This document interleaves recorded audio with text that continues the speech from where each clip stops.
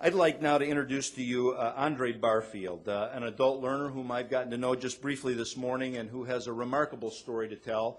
Andre, would you come forward, please? And ladies and gentlemen, please welcome to the podium Andre Barfield.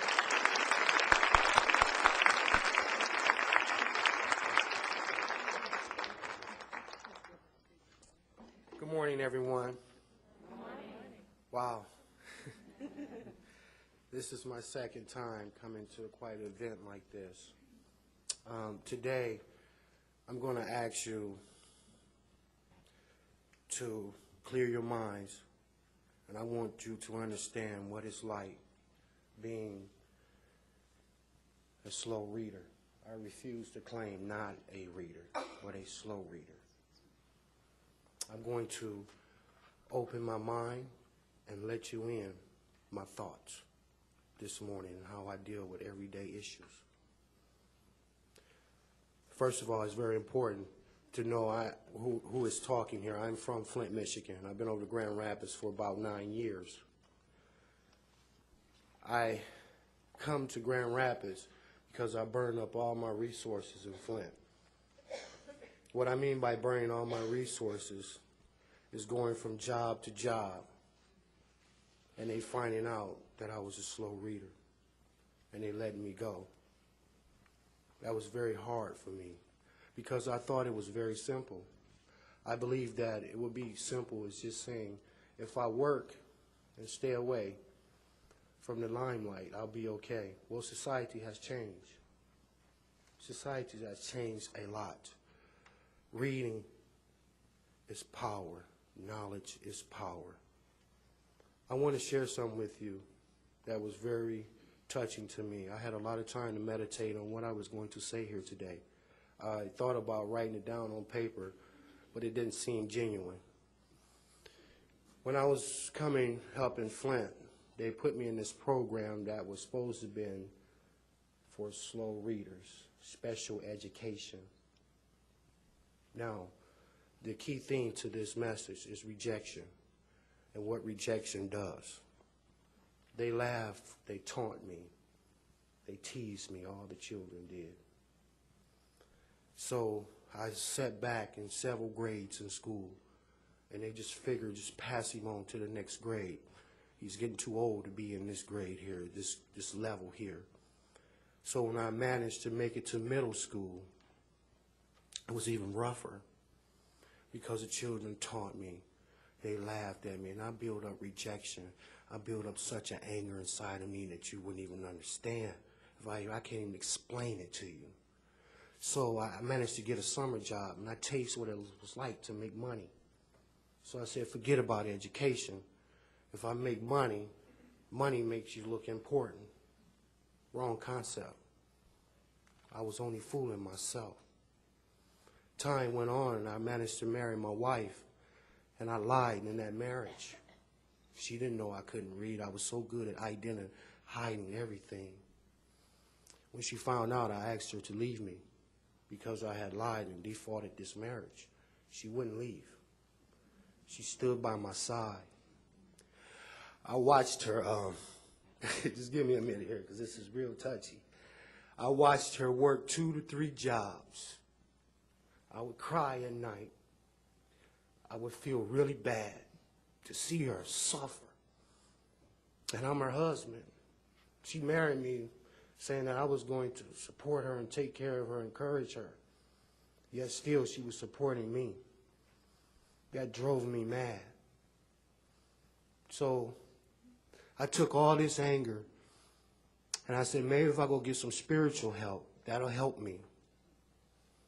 I go into this church, and I don't want to single anyone out. I talked to Brother Potato Head about my situation and Sister Cucumber that was sitting there. And they looked at me and they told me, I can't help you. I have children of my own to help. You need to go somewhere else.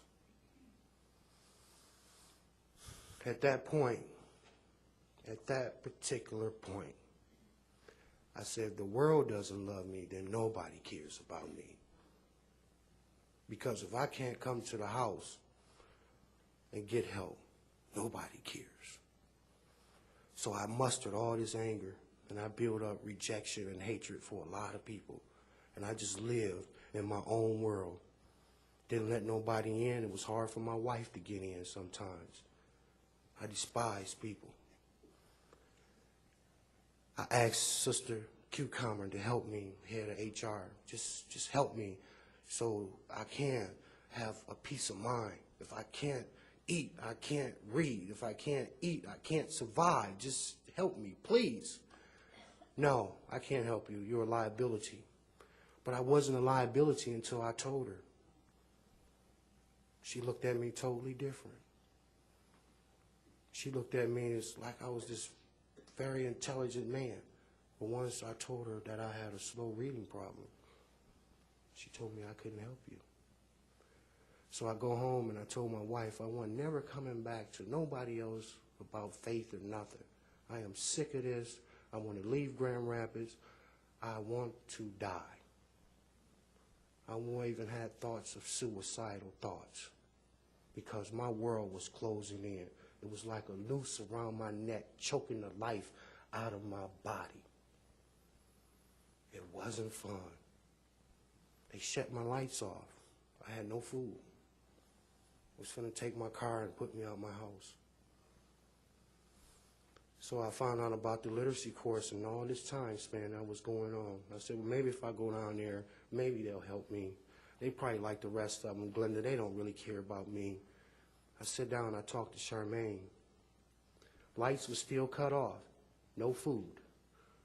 My wife couldn't work. She hurt herself. I couldn't work. Not that I couldn't do the job.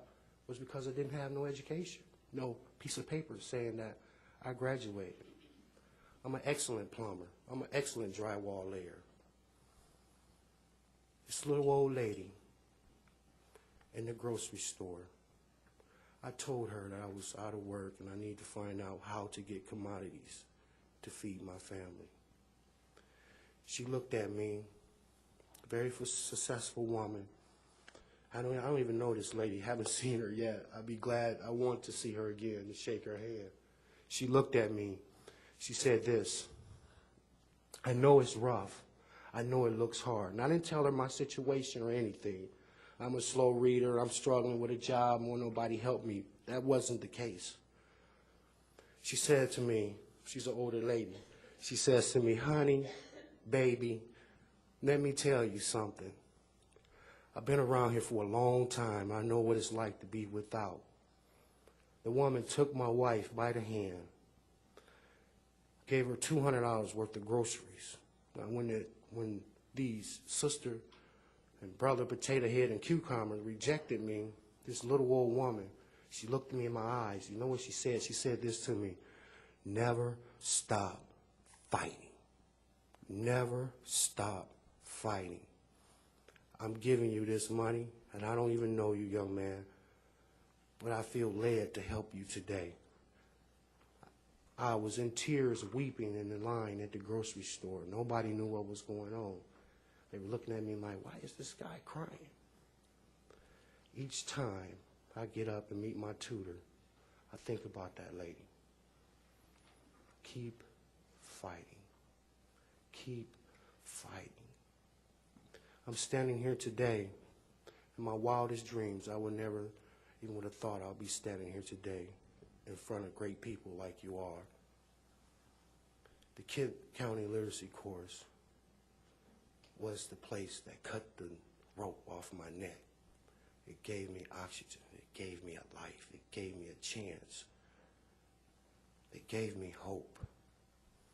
Because I tell you, I was never prepared for what I had to look and see at and how things was going for me.